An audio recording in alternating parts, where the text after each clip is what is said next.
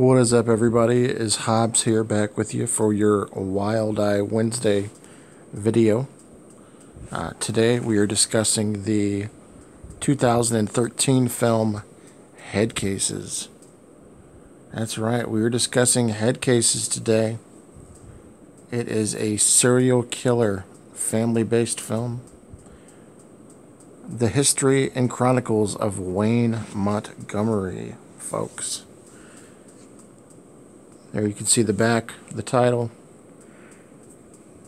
And let me get into this one a little bit here because there's a lot to study here on this. Brink Stevens also is in this film. And just a notable actor.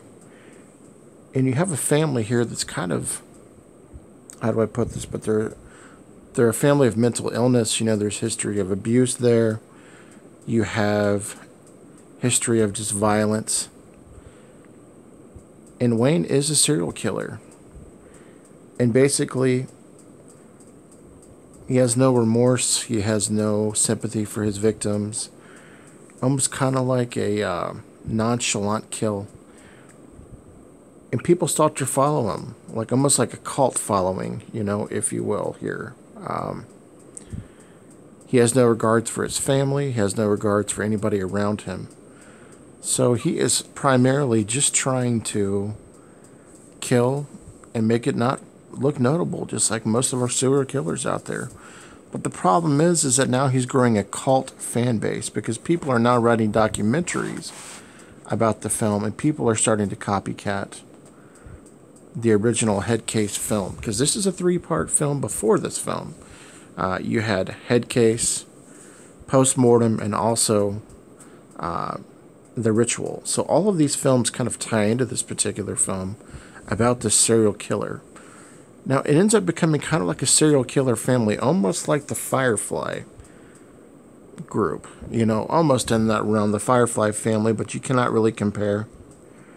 The gore is not even close to that, but it's in that same premise. Brink Stevens kind of has that Mama Firefly feel to her in this film. A lot like that, because this is a documentary.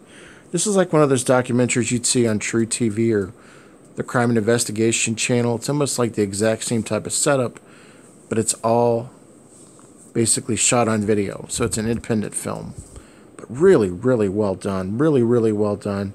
So the premise of the film is you follow the chronicles of this serial killer, and you follow the people that are copying after him and trying to do the exact same kills because they're basically in love with the guy.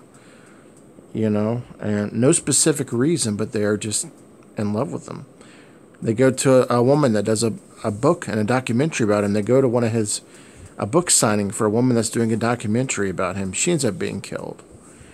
And it's just so good. And really, for an independent film, I was blown away at how good this was. Now, the runtime on this is 109 minutes. Now, for me, most of the time, runtimes like this don't necessarily go for me. Normally, 90 minutes at best, 100 minutes at max. 109 minutes was a little elongated for this, but it didn't take me out of the film. I really was into it.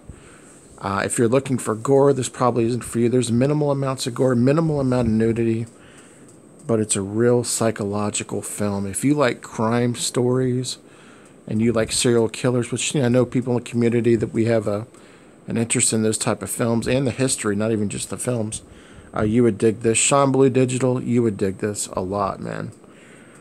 Patrick might like this one. Becky might like this one. This is one of those ones that it's got a lot of psychological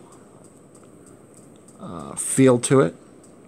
The killer basically says to his cult following members, I'm teaching you what to do because I don't want what I do to ever die. Now let that sink in. That's crazy. Because there are people like that in the real world. That's what makes this film unbelievable. Because it's just so good in terms of the dark atmosphere. The music is really dark. Whenever people are screaming, you can really feel it like it's a really heartfelt scream. And just really, really well shot. I highly recommend Headcases. A lot of people say you should watch the first 3 films. I think you can you can get the idea with this film if you really want to watch it and get an idea of the first 3 films, but it might help to get Headcase, The Ritual, or Postmortem first. But this one is highly recommended, guys. If you can get this one, go pick up Headcases. Really, really well shot. Lots of credit here. Paul McCloskey played Wayne Montgomery. Did a fantastic job. The director was Anthony Sposadini. Absolutely killed it with this one, Anthony. If you're watching this, fantastic job, guys. This is Hobbs Horror. Hope you enjoyed the review. More to come. Have a great week. It is Wild Eye Wednesday. You've got the right guy with Wild Eye. Peace.